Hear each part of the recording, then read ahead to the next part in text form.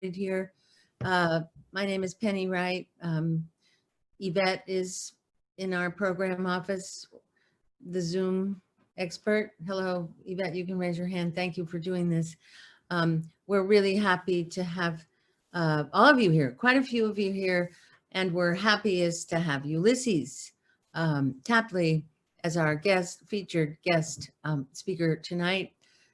Some of you know Ulysses because you've been playing chess at the library in less fraught times, and hopefully that will start up again at some point in the future. But for now, we have to content ourselves with a Zoom event. And so we're happy to see you all on the screen. As some of you know, Ulysses is the owner of Courtyard Chess. And he also teaches at several East End schools. He teaches chess for several libraries, and he teaches, beginner chess as well to various individuals. As we all know, he's an avid and a very good chess player and a delightful person to work with. So we are happy to have him here this evening. And Ulysses, you can introduce Tom and get us started. And thank you so much. We'll unmute you, I think, so that you can actually be heard by, whoops, Yvette. We can unmute Ulysses and Tom, right? Okay. They have to unmute themselves, actually. Okay. Thank Hello, you. everyone. It gives me great pleasure to bring to you tonight the game of the century with Bobby Fischer and Boris Spassky. Tonight, we're going to dive into this amazing chess match that started in 1972. And it was, I tell you, an amazing event. It really sparked a lot of people's interest in chess. As I talked to a lot of grandparents that are baby boomers now, they tell me all the time, "You remember Bobby Fischer?" And I say, "Yes, I remember Bobby Fischer. Matter of fact, Bobby Fischer was my first chess book that I ever purchased." And he was an amazing chess player, and he dominated his field at the time. And to this day, he is still considered one of the greatest chess players of all time. And tonight I have a special guest with me tonight, but we'll get there. And I think you're going to be quite impressed. So let's dive in. Let's dive in. So as a little bit of an icebreaker, I planned something about what was going on at the time of 1972. What was going on around the 1972? So I said, you know what, let me start with music, because I'm a big music buff. So I have a couple of trivial questions to ask our audience. I want to thank Penny Wright for that wonderful introduction. I would like to also thank Yvette Posner for you two working together to bring this together tonight. I love promoting chess, love it. So anytime I get an opportunity to promote chess, I'm there. What do I need to do? Okay, so around 1972, I looked up the top rock and roll songs. And I was wondering, I wonder who was number one on top rock and roll songs. If you was to imagine, and I know you're muted, what name would come to mind? Well, I found a name. Elton John, Crocodile Rock, if anybody remembers that during that time. Derek and the Dominoes, Layla, second, And third, The Temptations, Papa Was a Rolling Stone. So all you music buffs out there, which is interesting, Carly Simon came in 12th with You're So Vain. In 1972, the Oakland A's won the World Series in 7 games. 1972, also the Los Angeles Lakers defeated our hometown New York Knicks in 5 games. And President Nixon was the president. So we're going to go further in the program, and I want to start off with the combatants, Bobby Fischer and Boris Spassky. Both were amazing chess players, and they were at the top of their game in 1972. So I'm going to share with you, Bobby Fischer was born March the 9th, 1943, and he died January 17th, 2008. His parents was Regina Winder, and his father on his birth certificate was Hans Gerhard Fischer. Now there's a backstory to that. We'll probably get there. I'm sure we will. Bobby grew up in poverty. He was born in Chicago, Illinois, and his family moved to Flatbush, Brooklyn. Homegrown kid, and his family used to take a lot of services from the Jewish Family Service League, and he was almost like interesting about Bobby, because Bobby learned chess at age 6, and his sister Joan was the one that taught Bobby. They went to a pharmacy, and they saw a chess set there, and they bought it, and they brought it home, and Bobby just fell in love with the game of chess. And the thing about it, during that time, and his mom was studying to be a nurse, well, actually a doctor, but she was on that track to be a doctor. So she was studying, and she wasn't home a lot.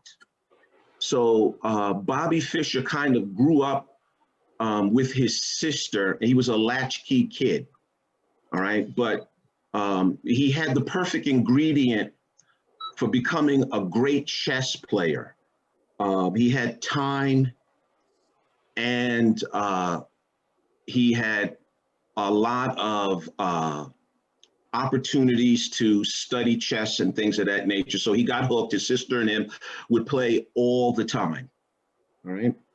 And one day his mom in January 1951, his mother saw that he was really starting to become really good at chess, and just studying chess at a young age. I mean, it's just unheard of, somebody that young being engaged for that long period of time, but he just studied chess and studied chess. And there was a simul against Max Pavey, the United States speed chess champion at the time. And he was a radiologist at the time. And they brought him to the simul, and Bobby got beat handedly, no doubt about that. He was dealing with an international, he was dealing with a grandmaster. And so he came home, and his mom wanted to find out, can he get into a club? And so at age 8, he's still progressing into a good chess player. And he comes to he was scouted by Carmine Negro, president of the Brooklyn Chess Club. And Mr. Negro, he really took a liking to Bobby and took him basically under his wing, and he was his beginner chess player. Then after that, he would find himself in the Grand Plaza Library in Brooklyn, and they had a chess club there, and he met a chess teacher by the name of Jack Collins. And Jack Collins really, really took him in. Jack Collins would bring him in and have dinner. They would have dinner with his wife. Jack Collins, his wife, would cook, and they would go through the moves and play chess and things of that nature. So I'm going to go into Bobby Fischer's exploits. In 1956, the game of the century was played by a man by the name of Robert Byrne and Fischer, and it was an absolute amazing game. If anybody that knows anything about chess, and if you looked over that game, it was absolutely amazing. He was about 13 years old, and he was rated at 1726 then. His rating continued to increase. May 1957, his rating increases to 2231. And at age 14, he became a master. All right. He won his first U.S. championship. And then at age 15, he became the youngest grandmaster in the country at age 15. He won the U.S. chess championship 8 times and never lost in that span. Never lost in that span into any of those championships. He never lost. He had a record of 61 wins, 3 losses, and 26 draws. So when he was in the big game, he always won.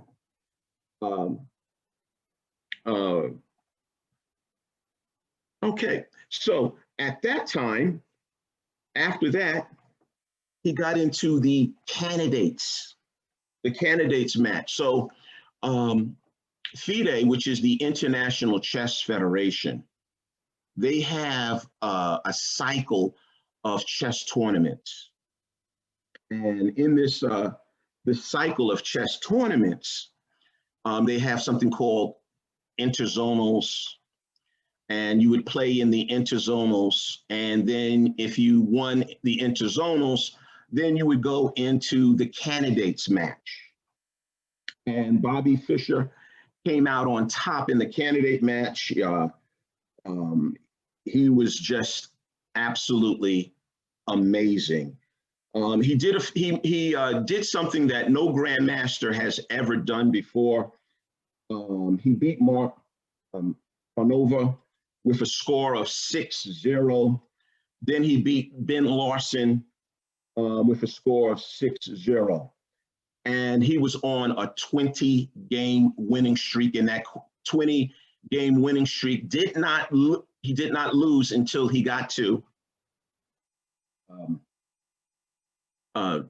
Tigran Petrosian. So he was an amazing chess player. So that's a little bit about Bobby. I'm just going to go pretty quickly about Boris Spassky. Boris Spassky, the world champion, was in the Soviet Union's. Boris Spassky was born in Leningrad, January the 30th, 1937. He had a Russian father and a Jewish mom. And in 1941, during World War II, he had him and his oldest brother were evacuated and sent to an orphanage in the Kharkov region. He learned chess by watching older brothers play chess in his neighborhood at 5 years old. And at age 6, he moved with his parents and brother to the outskirts of Moscow, where the family remained until they returned to Leningrad, Russia, after the war in 1946. He started going to chess clubs in the city Palace of Youth.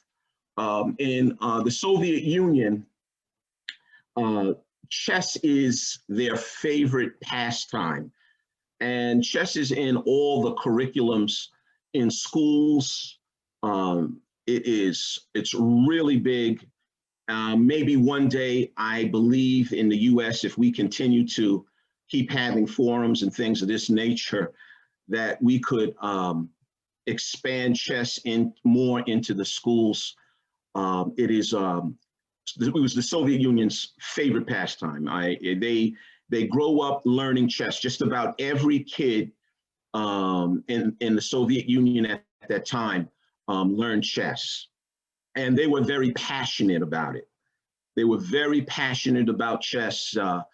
And they wanted to show the world that they were the top chess players in the world, which they were, because they had a stranglehold on the World Chess Championship for 24 years. They were just all Russian grandmasters. So you can understand how America back in 1972 was just so happy that we had somebody that could compete against the Russians. It's interesting how these things happen. We were jumping for joy during the Winter Olympics when the US beat the Soviet Union at hockey. And we were also overjoyed when Jesse Owens ran in the Summer Olympic Games in Berlin in 1936.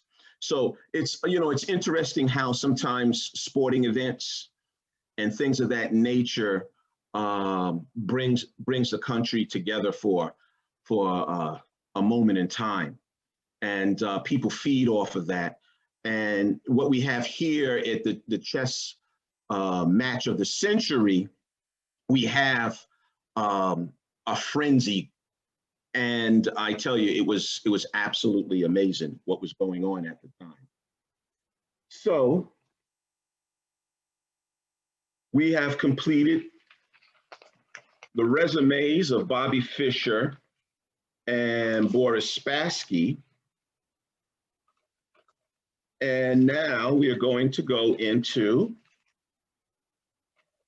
a 60-minute clip. We'd like for you to take a look at this 60-minute clip. It really is worth the 9 minutes that it's going to be played. And it really gets you in a feel of what was going on back then. I'm going to share my screen, and then after that, I will introduce to you our special guest.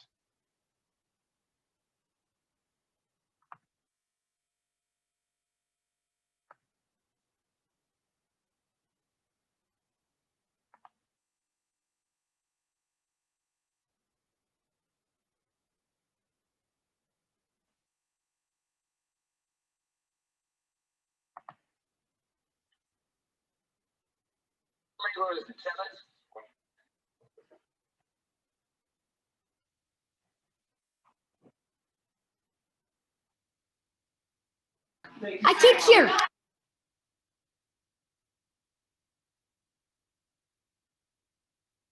We can't hear.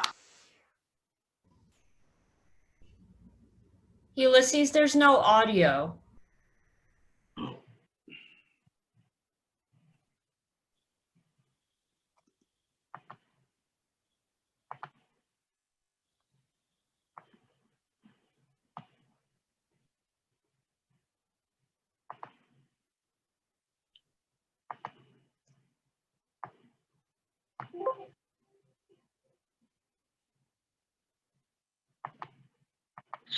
Rewind. Can you hear it now? What Rod Laver is to tennis, Yes, thank you. is to golf, that's what Bobby Fischer is to chess. And on June the 22nd, unless arrangements fall apart, and in the stormy world of chess, anything can happen, Bobby Fischer of the United States will finally meet Boris Spassky of the Soviet Union in Belgrade, Yugoslavia. for the chess championship of the world. At stake, immense prestige for the Russians, who jealously guard their reputation as the country of the chess masters. They've held the world title for 35 years, plus a purse of $138,500, the richest prize for a head-to-head confrontation in any sport but boxing. Boxing champions have been coming to the Catskill Mountains of New York for almost half a century to get in shape. But does a chess champion need to train physically? Take a look behind that window into the training headquarters of Bobby Fischer. Championship chess is a physically exhausting game. More than just a test of mind and will, it is a contest of physical endurance too. Bobby is 29 and he lives virtually a monastic life. Exercise is part of it. He lives alone, always in hotel rooms that seem barely larger than chessboards. The television set is his window on the world. Daytimes for his exercises, nighttimes for old movies. It is almost the only company he keeps. A lot of the time, he won't even answer his telephone. He's shy, suspicious of strangers. It took us nearly 6 months to persuade him to sit for this television portrait. Fischer was a child prodigy. He began playing when he was 6. A prodigy, but never the darling of the chess world. From the beginning, he gave officials a hard time. He'll refuse to play a match because his special terms aren't met. It's neither money or the number of games or the schedule of play. Nothing is ever quite right.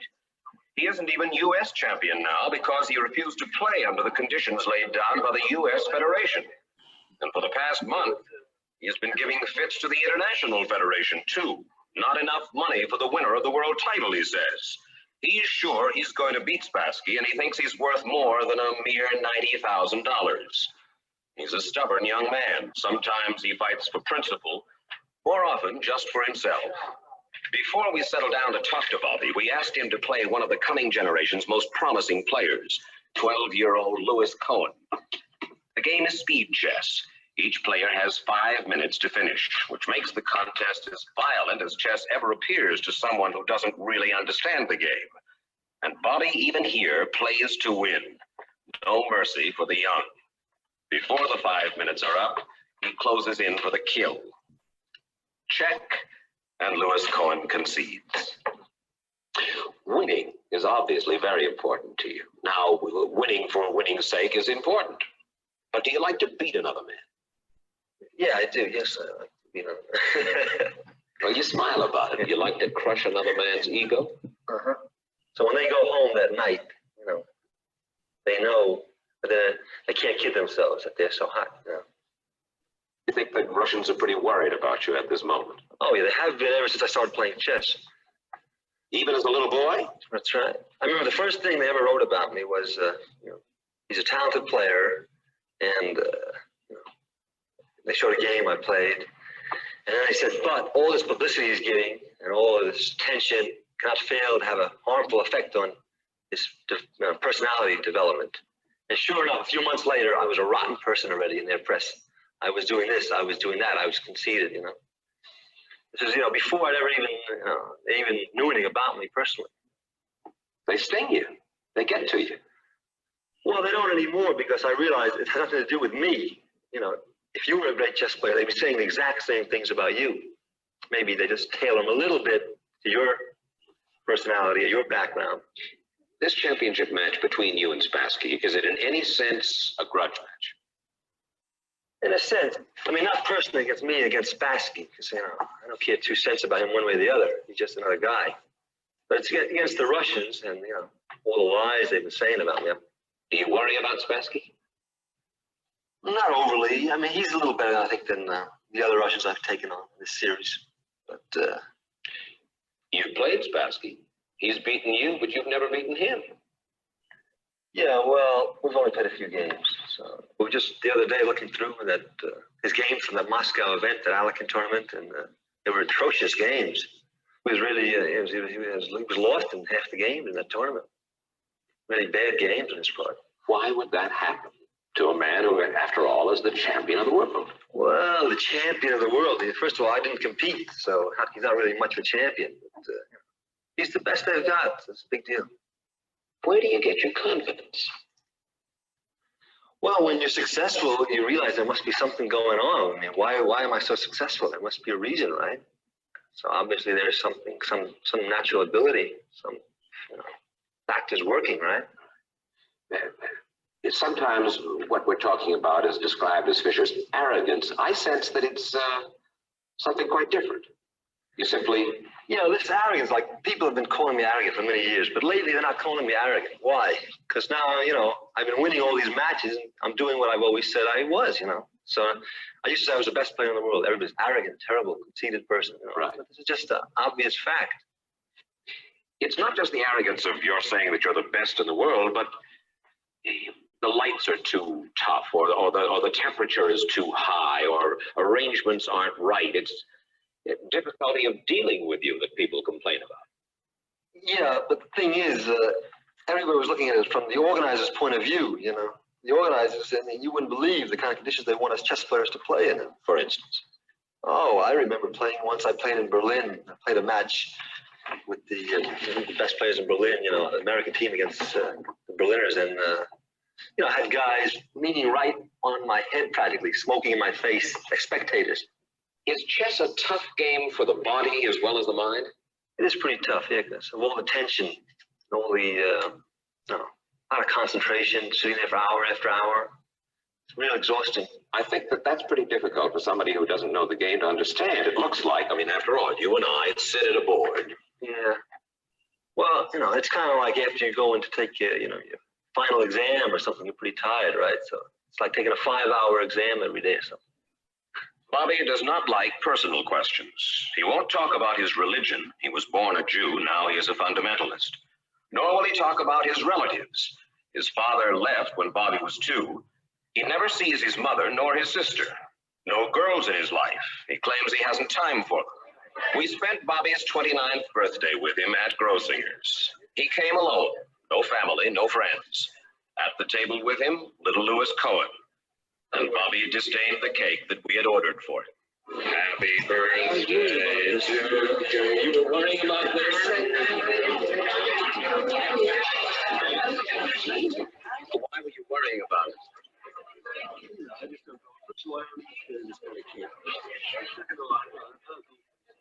All right. Should we take it away, please? All right. Yeah. His only constant companion is the big red book of Spassky, a collection of 350 tournament games that Boris Spassky, the man he wants to take the world title from, has played. Bobby's training for the title match consists of studying every one of those games, every move, every strategy. He carries the book with him everywhere as if to absorb its contents through his fingertips. He has no advisors, no coaches, no manager. He doesn't really trust anyone's advice. In a sense, his most reliable friends are the pieces on the board.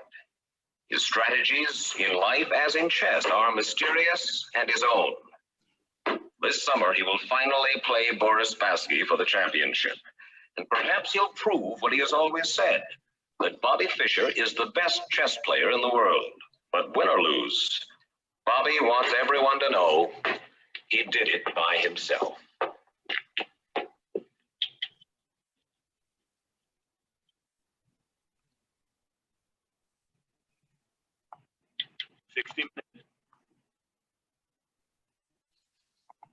Okay. All right. All right. Let's see. All righty. So let me go back to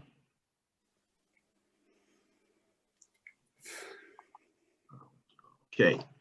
All right. Sounds like a great guy, right?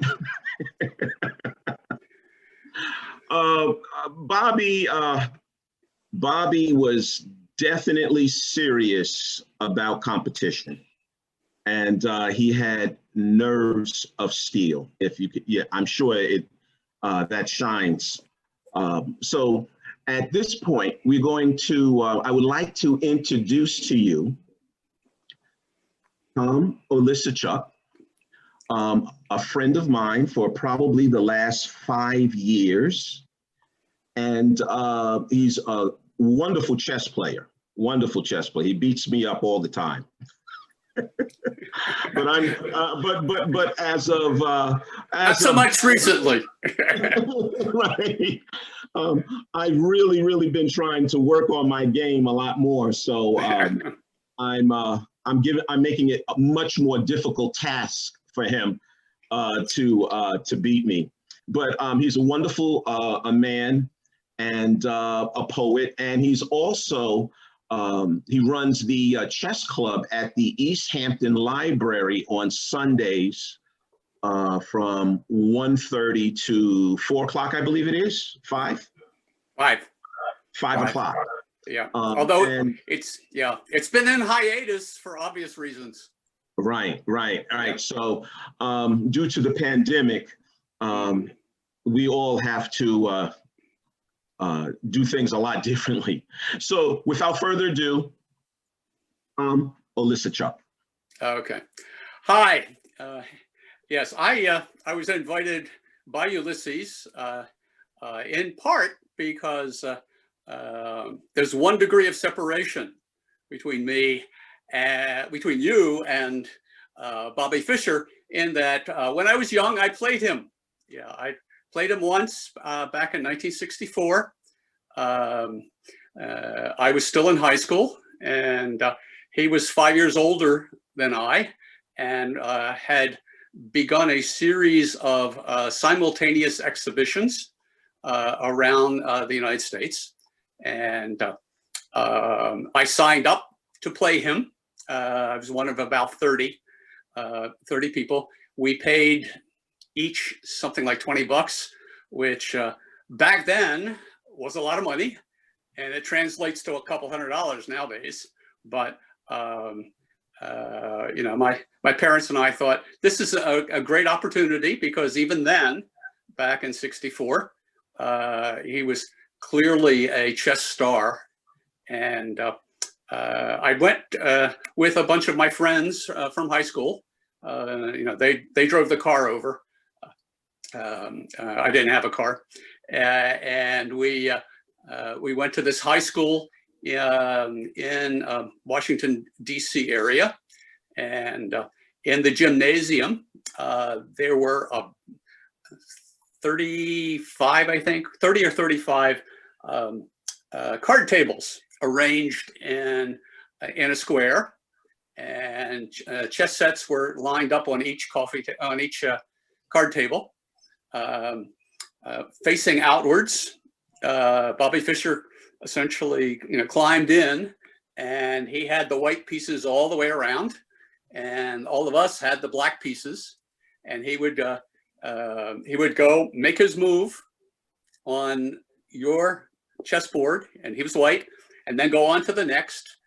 And you had to wait until he got back around to you before you replied. That's just, you know, sort of the rules of simultaneous exhibitions. And I was excited going to see him. Prior to the simultaneous, there was a big demonstration board, you know, which basically is it's mounted on a tripod, and it's flat, and pieces are moved around on the board. And he went over a game that he had played with one of the Russian grandmasters. It was an okay game. It was kind of interesting in its way. But although he was 5 years older than I was, it felt like he was 5 years younger, because he was petulant and whiny, and kept making references to the Russian cheaters. And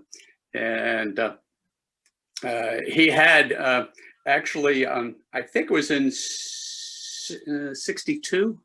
I forget whether it was in 62 or later, but he actually had withdrawn from a candidates tournament, because he felt that the Russians were cheating, even though he was ahead. So, but you know,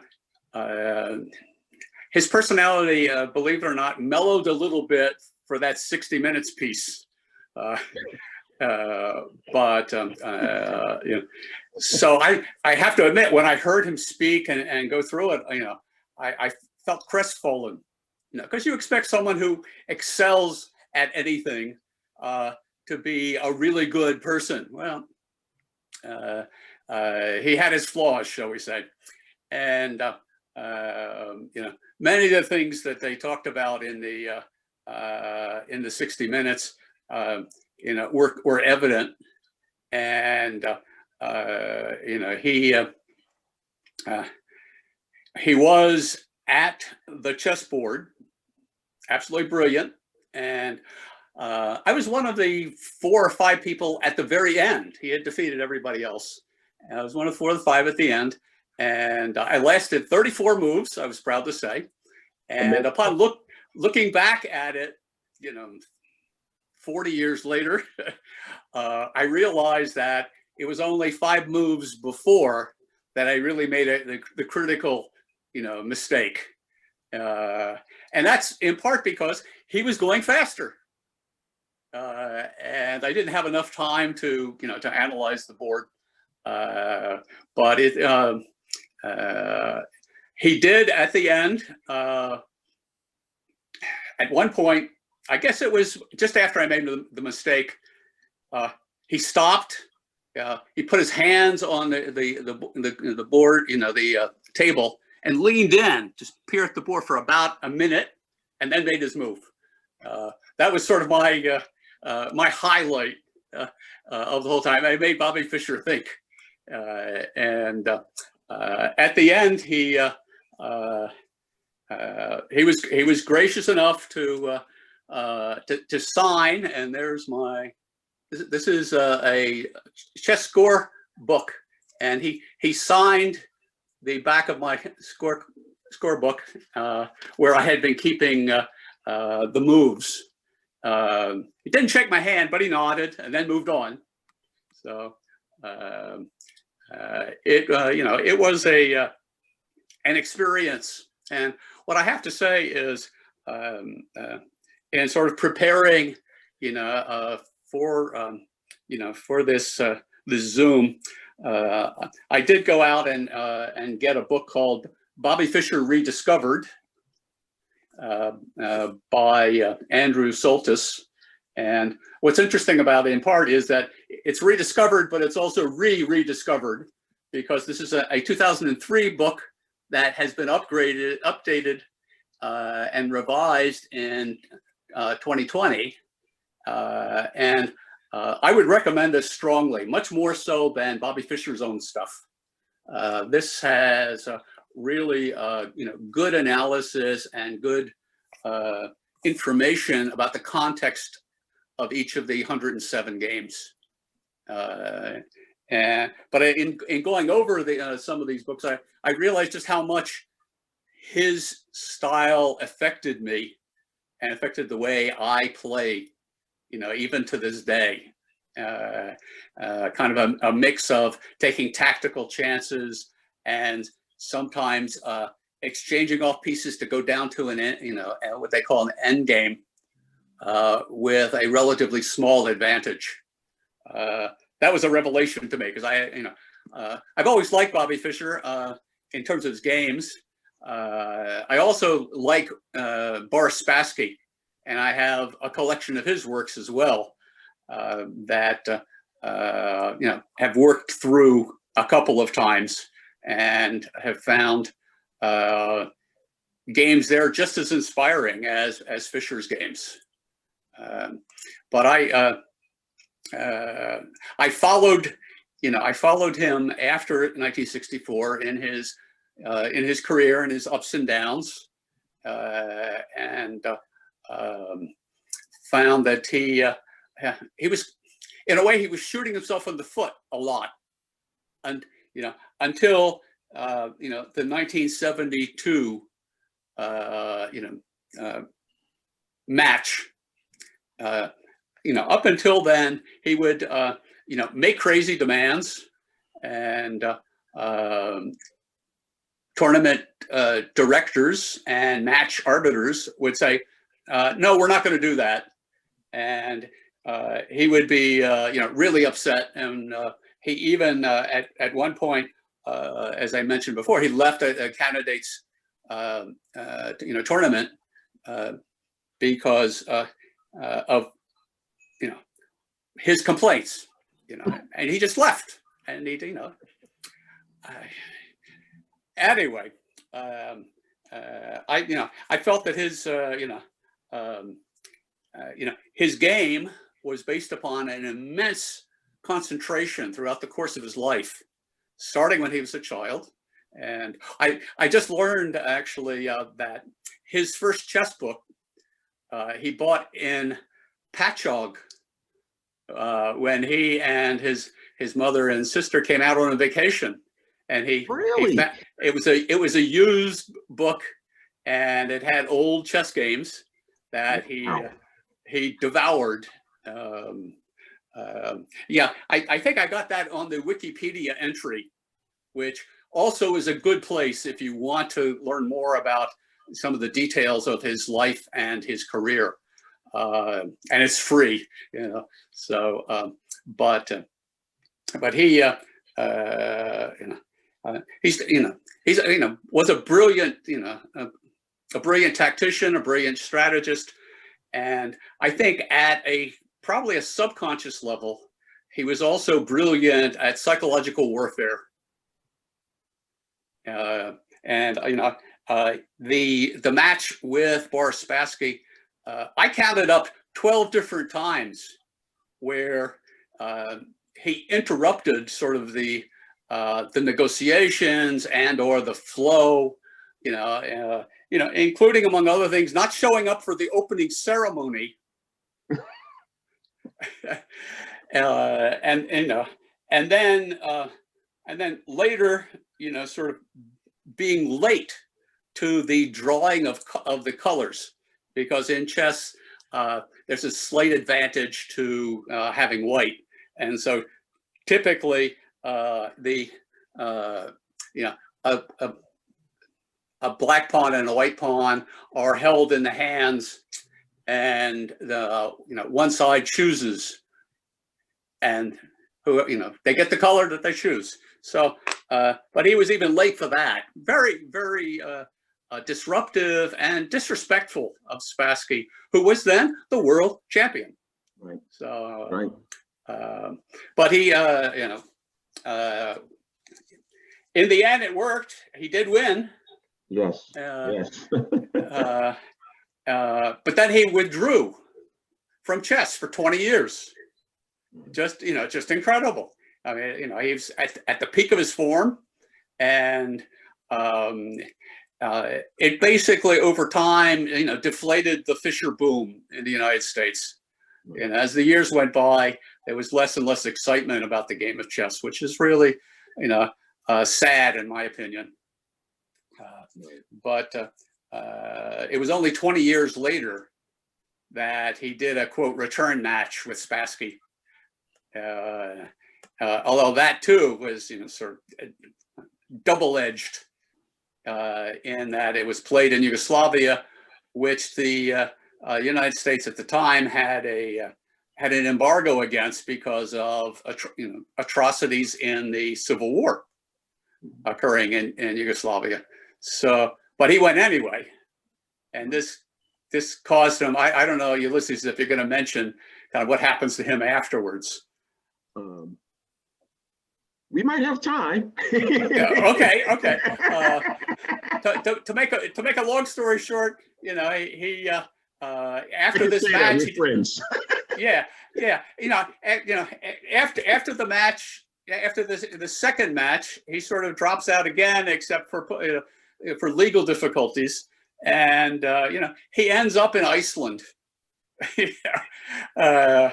Exiled, right? Exiled. In exile, that's right. He doesn't have his American passport anymore. Yes. Since they played the match, and it was interesting that in the 60 Minutes, they said it would occur in Belgrade. Well, Belgrade pulled out. Belgrade was Bobby Fischer's choice, but Belgrade pulled out.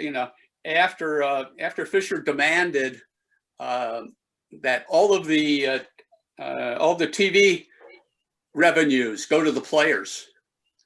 And the sponsor in Belgrade said, we can't afford to do that. We have to, we have to take, have some revenue coming in to counter what we've invested in holding the match. So Belgrade pulled out, and what was left was Reykjavik in Iceland, which was Spassky's choice. And it took, it took a bit more, maneuvering around, around Fischer's psychological warfare, Right. to get there and to get to get the match kind of on board. And so Iceland felt a particular attachment to Bobby Fischer, Right. because he brought world attention. So anyway, he certainly, thank you for that, because the information that you just shared, I would like, and I might be able to cut into a game that we could look at a quick game. sure. I'm sure that I'm not 100% sure how many avid chess players that we have tonight on our lecture here, but we do have, I do have a game that I wanted you to take a look at, and I just want to give you. Thank you, Tom, so much. Thank you very much for sharing your experience with Bobby Fischer. I did not know that he came to Long Island and stopped by Patchogue. Didn't know that. He was very young, though. You learn something new every day. You learn something new every day. These grandmasters, they come in with teams. They absolutely will dissect your games. They will look at them and they will decide what course of action to take, what openings you're weak in, whatever the weakness is, they will attack it. So before you even become a grandmaster, before Bobby Fischer became a grandmaster, all of that was worked out. It was all worked out. I just want to share with you, and then we'll try and look at a game here. The conditions of the match. The match started on July the 11th. First person to win 12 and a half points wins the championship. It was best of 24. A draw, and Boris Spassky retains his title. 40 moves in 2.5 hours. 3 games a week. Saturdays was a rest day. Bobby Fischer observed the Sabbath, so he had that worked into the contract. And the prize fund, the prize money, was $125,000 tax-free. But a businessman by the name of Jim Slater from London added another $125,000 to the prize fund, which was a total of $250,000. They also had 30% revenue of TV rights built into that contract, and Fischer took home for the prize. Fischer took home $1,556.250. That was never before ever happened. Boris Spassky, when he played Petrosian, he won $1,400. And Bobby Fischer was a big advocate for chess players' conditions at matches, even though it seemed like he was like a real pain. He did improve a lot of the conditions for the grandmasters to come. And now purses are a lot more money now. You have purses that are $250,000, $350,000. And thanks to the press, and Bobby Fischer, it was the buzz. It was the buzz. Spassky took home $93,750. Of course, he lost his title. I'll give you a game summary. We're going to go into game 3. Game 1, Bobby Fischer lost. Bobby Fischer lost that game. He made a move and got his bishop trapped. And a lot of people gave him a lot of negative feedback from it. But from what I've heard, that it was a lot more involved than that. He really had something going, but I think he might have forgot the move order that he had planned. They come in with a prepared arsenal. So Bobby Fischer's behavior, erratic and paranoid at times, made it almost unbearable. And just like Tom said, he had to write a letter of apology. I was going to read that letter of apology. Maybe we'll do this another time, and maybe there might be a part 2. Who knows? But let's look at a game. Let's look at a game real. Let's see here. Share my screen again. All right.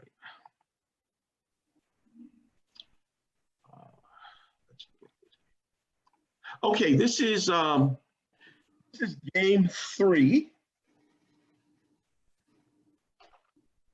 This is game 3.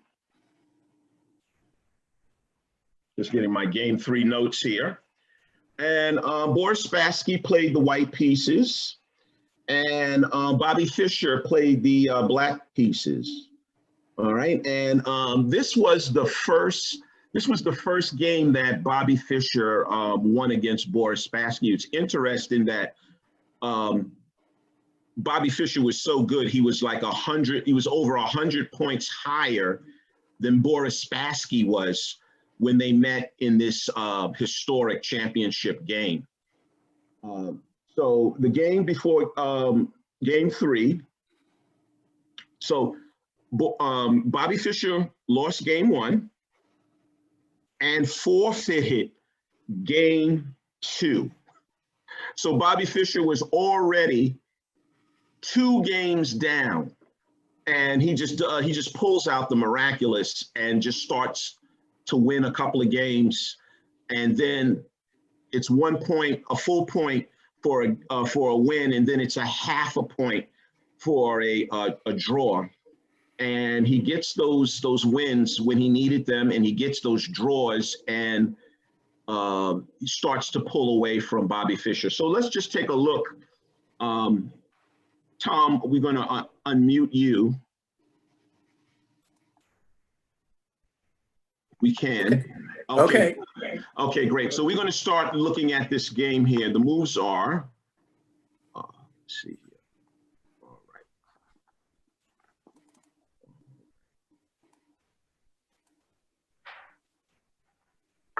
So they started with opening called the Benoni. It's a Queen's Pawn opening. Now, if this is your first time playing chess or anything like that, I will give you a quick, some quick tips with chess. These are the pawns. I just moved the pawn out. They move forward and they capture diagonally. Here we have the rook on the edge of the board. Then we have the knight, bishop, queen, king, bishop, knight, rook. That's for all those out there that maybe have never even played chess. It's a strategic board game, and it's a game that you would fall in love with, just like you hear people falling in love with golf. This is that type of game. So the move order was d4, and Bobby was playing the black pieces. He brings his knight out to attack the center of the board, to attack the e4 pawn. This is all standard in the Benoni defense. It starts out looking like it's going to be a queen's gambit. And yes, okay. And now in chess, you want to attack the center of the board. attacking the center of the board. That's what is important, to maintain control of the center and making sure that your pieces get out into the game. Here, Boris Spassky decides, I believe, to advance that pawn, yes, to attack the e6 pawn. This is all standard.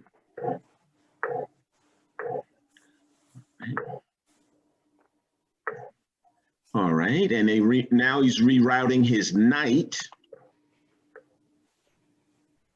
E4 push in the center to control. And that's called castling, to protect your king, get your king out of the center of the board. And Boris Spassky follows suit. Okay. We'll go into, okay, let's look at this move here. So, Tom, what do you think about this move here? Well, it definitely was a surprise and a shock to both Spassky and the American grandmasters, watching the game, because what it at one and the same time, it sort of violates two of the fundamental strategic rules that had been in place for 100 years or more, namely moving the knight away from the center, where it has less influence on the side, and also allowing for the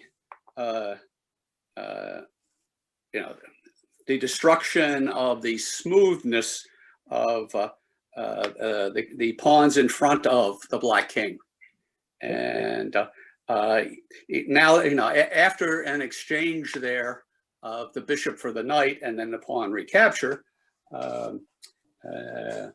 which is what happens, then you get something that 10, 20 years before this game, the experts would say, well, black is really in trouble. He's got those three pawns on king side, and they're all weak. They can't support each other. Black is in for a rough time. However, Fischer has seen beyond that.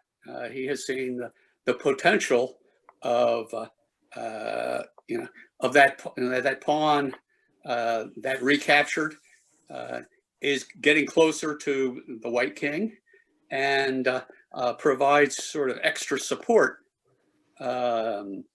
for what will happen when the black bishop comes down. So Fischer has seen a greater dynamic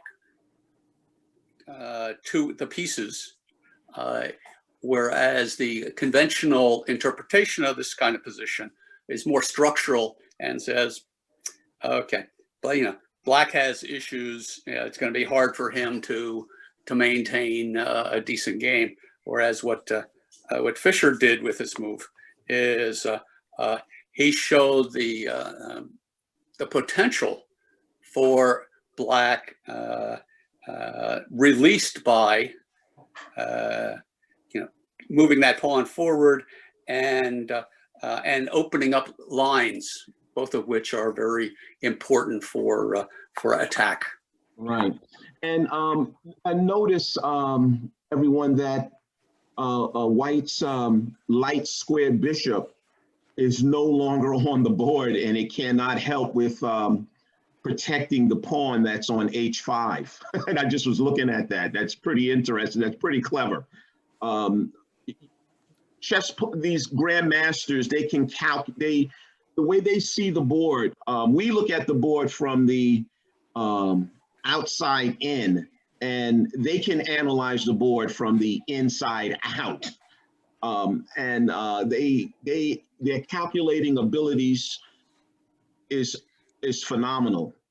They can see moves 15 moves ahead. If they have to do a deep calculation, they can look at 15 moves ahead for each piece on their side. That's pretty remarkable. And they can do it at like lightning-like speed. Some of these grandmasters. Bobby Fischer was one of those type of players. We'll speed up a little bit. So the knight comes to C4. This is a common setup. Having your knights into the center of the board where they're the most, where they can be utilized. Knights are the only piece in chess that can jump over pieces. Okay, and if they're in the center of the board, they can cover 8 squares because they move in an L formation, right? So the object of the game is to checkmate the king. So Bobby Fischer is thinking of how is he going to checkmate the white king. And that's what all these pieces being moved, they're being moved in a plan to checkmate that white king. And Boris Spassky is trying to do the same thing to Bobby Fischer. It's remarkable that Bobby Fischer starts 2 games down and just comes back and wins it, which is it's pretty remarkable. I believe it was 12 and a half. He won 12 and a half games to 8 and a half, I believe. 8 and a half. Yes, that's correct. Okay, so let's go further. Okay, and now here comes the queen. Here comes Bobby's queen. And Bobby's queen is now making its presence known in a strong way here. All right, the bishop comes to D2. Now, the knight comes to G4. Can anybody see, if you had to guess, do you see anybody here, anybody here sees a checkmate for Bobby Fischer here? Yes. Ah, well, how you doing, Andy? Andy's one of my students. How are you? Hi, Nice. Hi. Oh, good to see you. Good to see you. Good to see you guys on. So, Andy, could you tell us, well, if Boris Spassky has a brain freeze here, could you show us what would be the checkmate move? Queen takes H2. You are absolutely right. The queen comes down and takes this pawn, and it would be checkmate because the knight is protecting the queen. Thank you so much. All right. Now, we know that these guys are grandmasters and they make very few mistakes, very few mistakes. Let's see if I can go to, let's see what happens here. All right, so you can see that 92% accuracy here. These are book moves. All of these are book moves by the book.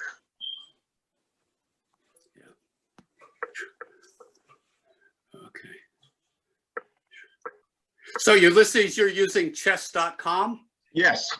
Okay, yes. That is an excellent online and free chess website that allows you to play, and I would recommend that people who are logged in watching this, if you don't have an account on there, just take a look.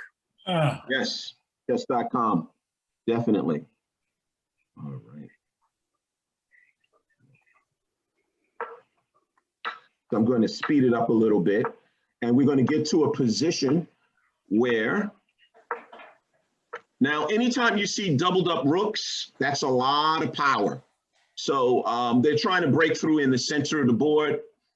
Boris Spassky is trying to hold on as best as he can, but you notice a black pawn on H5 that wants to make its presence felt, and probably will. And so the center is being attacked. Let's see how Bobby Fischer breaks this down.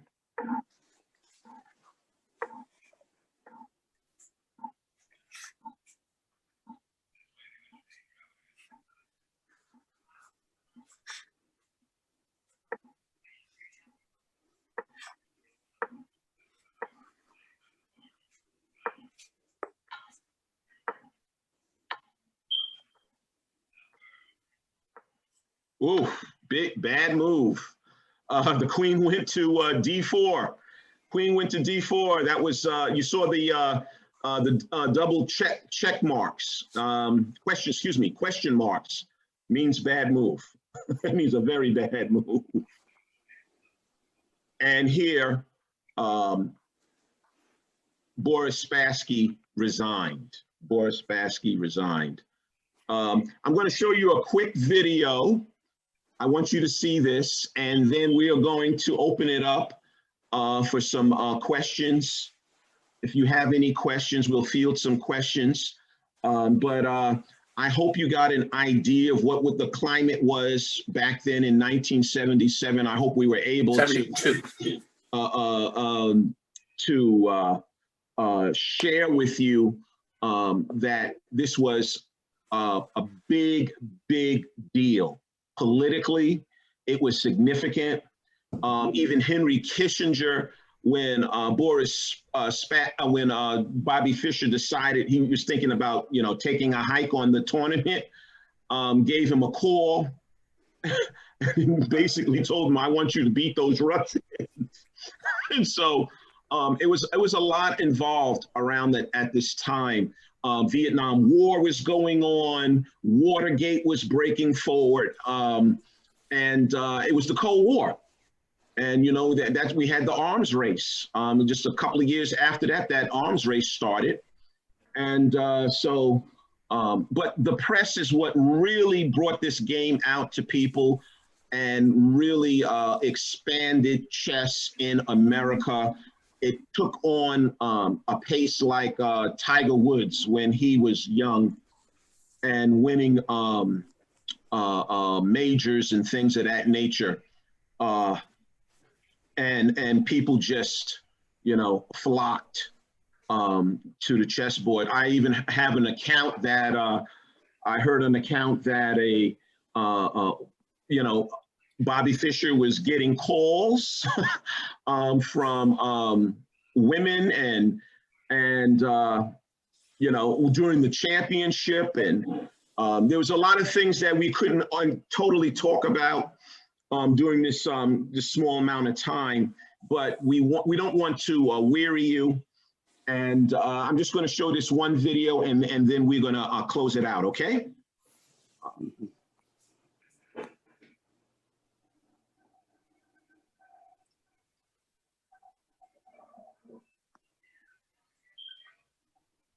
It's only about 5 minutes. July 11th, 1972, the match began. Game one's an amazing game. Bobby plays a move that club players know not to play. He takes a pawn with his bishop. A rook pawn allows his bishop to be trapped. The mistake cost Bobby the first game. Well, I think he blundered, I think that's pretty clear, I think it was his third advice from TV towers, hanging over him in the very. There was a man by the name of Chester Fox who had the camera rights, and he had to route the cameras. And Fischer said he could hear the cameras. He even said he heard the cameras when they weren't even turned on. Mr. Fox, yes. If it's not the noise that's bugging Mr. Fischer, what could it then be? I don't think anybody can tell you other than Bobby Fischer, and maybe he can't tell you. Bobby insisted that the cameras be removed. The Icelanders refused. Game 2 also went to Spassky by forfeit. Didn't show up for the second game, lost it too. The championship is a best of 24, with both players earning a half point for a draw. The first to 12.5 points is the victor. Tremendous disadvantage. Should be behind 2-0 at the start of a match. That's 5-0 in the last inning. It's a very, very big hole. But Bobby was unwavering, and he refused to continue unless the cameras were removed. Then we decided, away with the cameras. We are not jeopardizing the maps for the cameras. They end up moving game 3 into a tiny little room at the back, which is normally used for table tennis. And it was possibly Boris Spassky's big mistake. The Russians understood. They warned Spassky. They said, don't give in to him. Don't let him take control with his demands. Don't let it become his match, his tournament. Mr. Spassky, are you happy with the arrangements for today's game? He didn't need to agree to it. He could have stuck to his guns, and Fischer would have forfeited World Championship, and Spassky would have remained world champion. Instead, Bobby seized the momentum, winning game 3. Because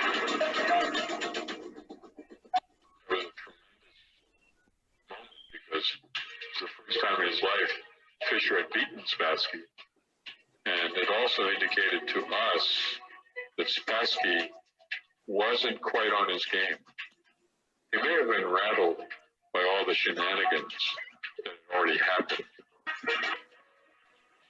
I think Fischer deliberately played psychological games, but the effect of his demand was to psychologically destroy his opponents. He won 6.5 out of his next 8 games, which it just doesn't make any sense against a player of Spassky's caliber. Probes even begin to wonder whether CIA are poisoning Spassky. They check the chairs, they take the lights apart, all they can find are 2 dead flies. A sample of his orange juice is flown to a KGB laboratory in Moscow for testing. They were measuring all kinds of beans and grays that could get into them. It can't be the case that Spassky is just crumbling like this in the face of Fischer's psychological onslaught. No evidence was discovered, and the match continued. I think the second half of this match, there was much more of a fight somehow, because Spassky had, he had regained his composure, he had also regained his self-confidence, But game 11 would be Spassky's last victory. After 7 consecutive draws, Bobby was on the verge of winning the title. Midway through the 21st game, Spassky conceded. The world championship belonged to Fischer. What does it feel like after 20 years to suddenly become the world champion? Feels pretty good. I can't say I was actually crying, but I was misting up. I felt extremely proud that Bobby finally made it, and he was an American, and he had defeated the Soviets. Coming from behind against great odds, against the Soviet machine. It was a wonderful moment.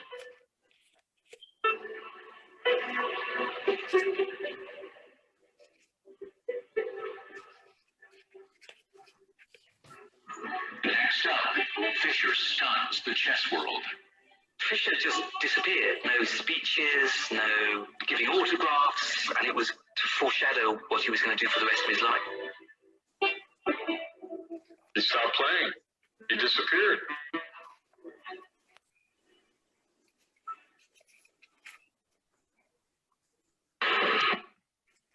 Okay.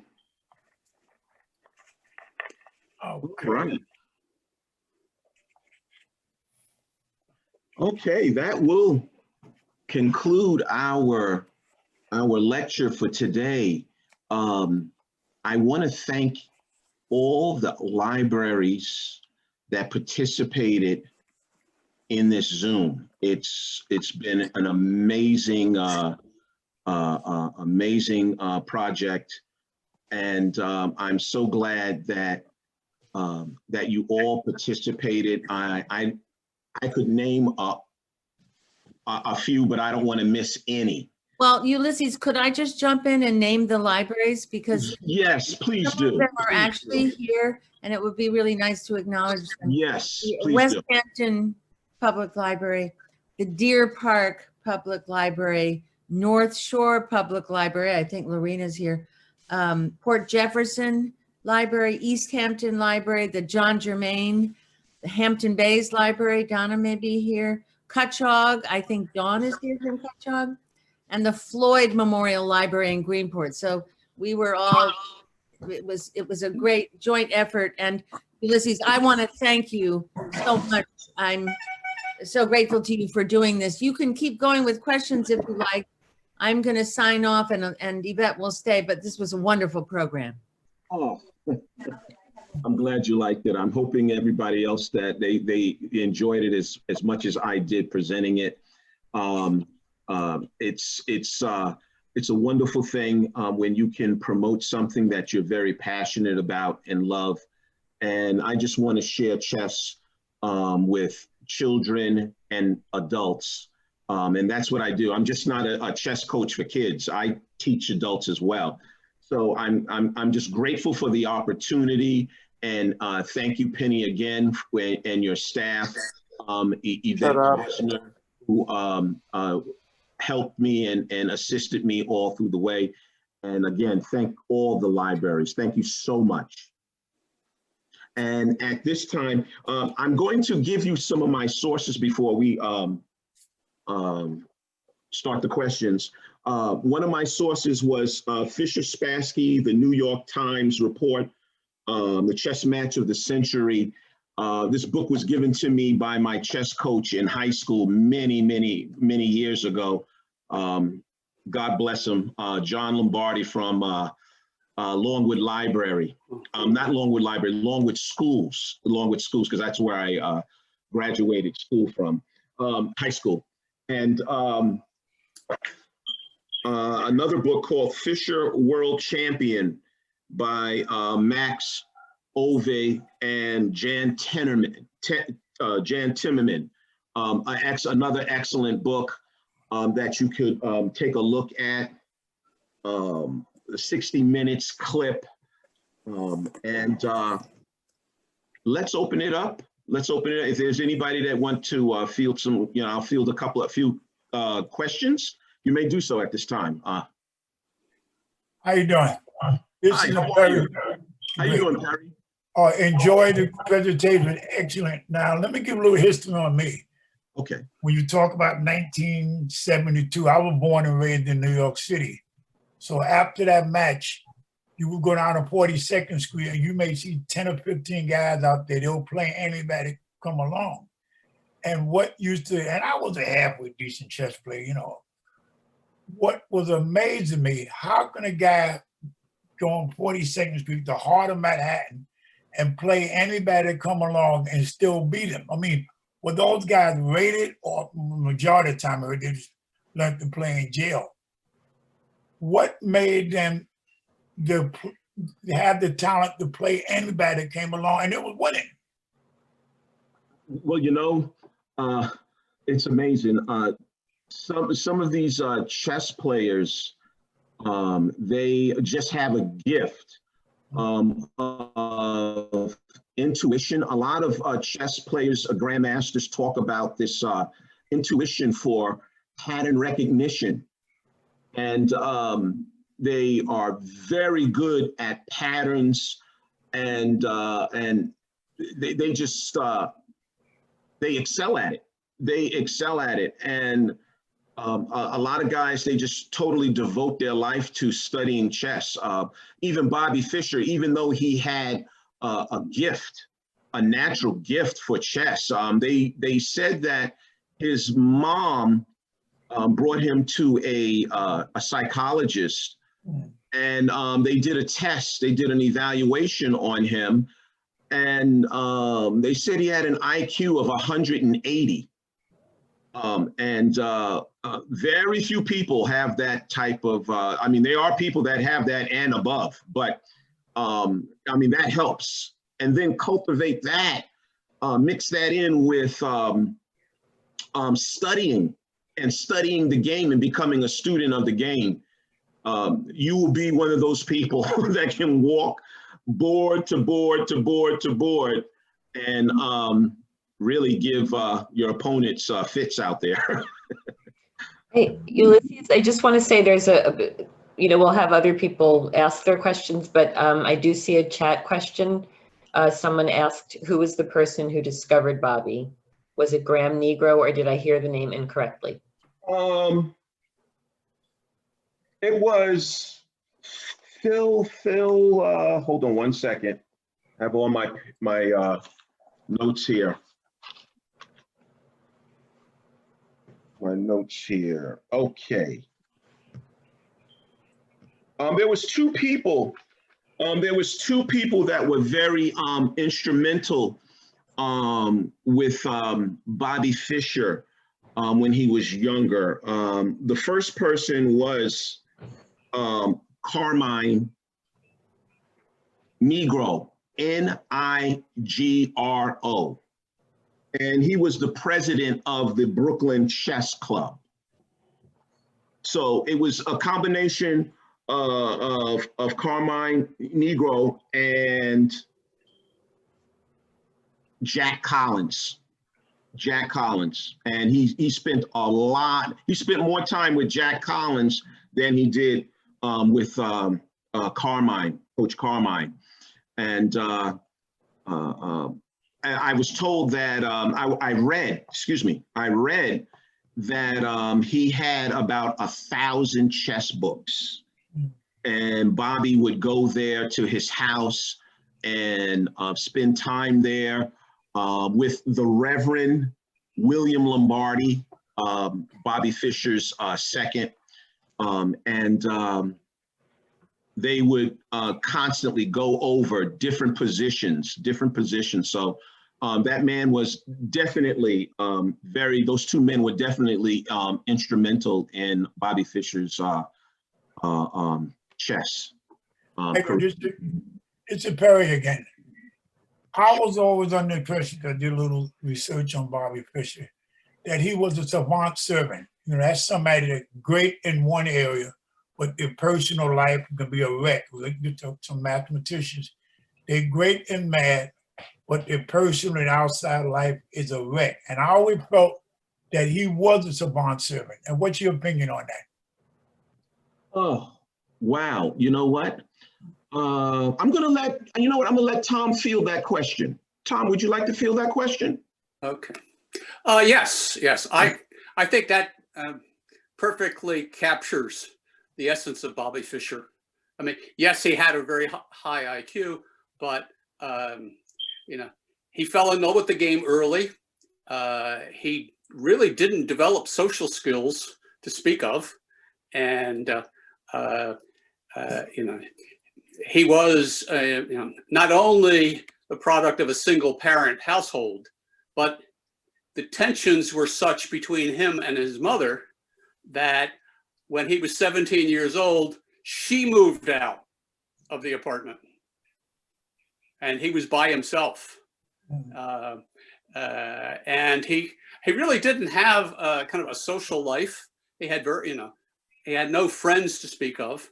And he only developed some kind of connections to people after he left the chess world entirely. And basically he had some people that he developed some connection to because they felt sorry for him and wanted to take care of him. But I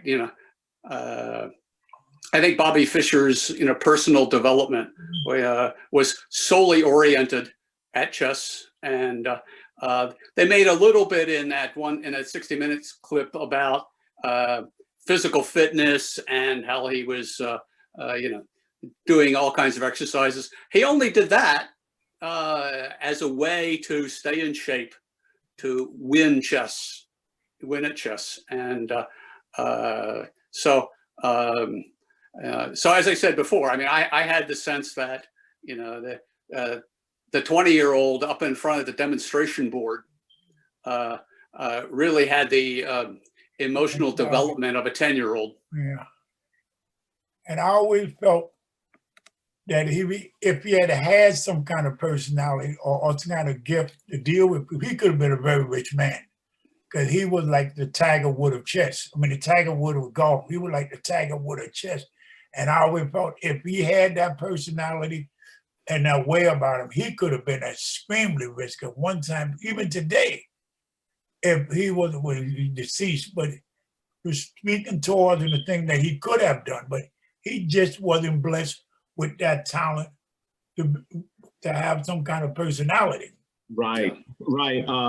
That is a big plus for to have the perfect combination. And as you can see that Bobby in that regard was not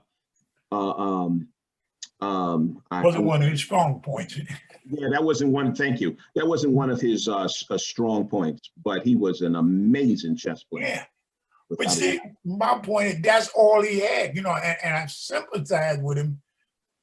You have this great talent, and then everything around you falling to pieces. So that's where I have a lot of sympathy for. I didn't wish that, and I know he married a 17-year-old girl. What kind of crazy stuff was going on? I didn't wish he had to have the gift to navigate life and really appreciate what he could have got out of it. Right. Well, once he finished the world championship, there were numerous offers, that, you know, very lucrative offers from various kinds of companies for endorsements and appearances and so forth, and he turned them all down. You know, he didn't want to have anything to do with people, and that's sad. He's definitely introverted and eccentric at the same time. Yeah. Is there anybody else that has a question? Anybody? Yeah, I got a question to you. Okay. Are you rated? I am rated. My rating is nowhere in the neighborhood of a grandmaster or master. I enjoy teaching beginner chess, but I've been told that I play somewhere around like a 1700, maybe 1800 at times. I don't get the opportunity to go to chess tournaments because a lot of the chess tournaments are up the island. There's one that a man by the name of Harold Stencil in Mineola. He has a chess club there where they have on Monday, I believe it's Monday nights, if I'm correct. They have about like 50 players and they have tournaments there every Monday night. You have Neil Bellin in East Meadow that has a chess club that run tournaments on Thursday nights, and they are actually going in person now. So that's why one of the things what I want to do is just try to canvas the East End with chess, and so that one day that we could have a chess club of 50 members and have rated games and people that want to have rated games and things of that nature, you know, and there's a lot of women that play chess as well. I mean, there's a lot of women chess players out there that are very good, very strong. And so if I, you know, I love these type of platforms where if I can canvas the area, say something good about chess, you know, that's what I love doing. Yeah, I subscribe to U.S. Chess Magazine. And what really gets me, to see kids so young, 7 and 8, and watch these kids, I say, it's a gift. I got a 8-year-old grandson. I'm working with him. You know, I know chess is something you really got to take your time to teach a kid, just to jump into the spec. But he's coming along. I think down the road, my goal, I said, one day I want you to beat me. I said, I would love for one day him to beat me. And you know what? That is every coach's dream. That is my dream, that I can teach a young child that one day they surpass my chess knowledge. Yeah. And there's no greater joy than that. I mean, it's like, you know, like your children. You want your children to do better than what you did, you know? So that is the joy of, should be the joy of every coach and every teacher, really. I would absolutely be so grateful for something like that. I would be ecstatic. And I tell him, I said, Desmond, one day I want you to beat Papa, you know? And I tell you something that they got me for my birthday. I play online or that. And playing on the computer, there's no depth perception. Right. For my birthday, my wife and my kids, it's a chessboard, it's a full 18 by 18. The king is 3.5 inches. Okay, let's say you playing white. You make a move. Whatever you move that piece, that square will light up. And then black, whatever move we're going to make, that square will light up. And, that's wonderful. Excuse me? That's wonderful. That's a wonderful gift. Oh, yeah. And the thing I like about it, because you have the board is 4/8, you have some depth perception. And he'd been beat me, but I can get a kick out of because it gives me the idea that I'm really playing something. I sometimes be talking to it. Come on, Perry, you can do better than this, you know. Yeah, I agree about depth perception. You know, although I do play online occasionally, I really prefer having a board in front of me. And I figured out that when you have a board with the pieces, you know, you make small movements with your head or your body, and it actually, you know, subconsciously gives you, you know, lines of the board and where the pieces can go that you don't get when you just see that flat screen. And with a board, you see files and everything. On a flat screen, you see a file. I'm going to open up a file, and it's Gladiator. Name is Gladiator, but it's a good. My son got it for my birthday for me, and sometimes I go in there at night and I like cashew nuts and put me some nice jazz music on it, and I'm a happy. Well, I'm retired now, so I'm a happy camper, you know. That sounds awesome. I love jazz music, and it's nice to have, whether it's jazz music or any type of music playing while you're studying chess. But at this time, I believe Yvette Posner is signaling to us. And again, I would like to thank everyone that participated. It was my pleasure to share with you tonight. And I hope you have a great evening and a great rest of the week. Thank you so much, Ulysses. It was great. Thank you. Okay. Okay. Thank you. Everyone. Okay. Thanks again, Tom. I appreciate it. Oh, you're welcome. I enjoyed it. And it's in Peregrine. All my chess play mate in one. Right. Thanks, Terry. Okay, y'all have a great evening. Bye, everybody. I'm gonna go have dinner now. Okay. Bye.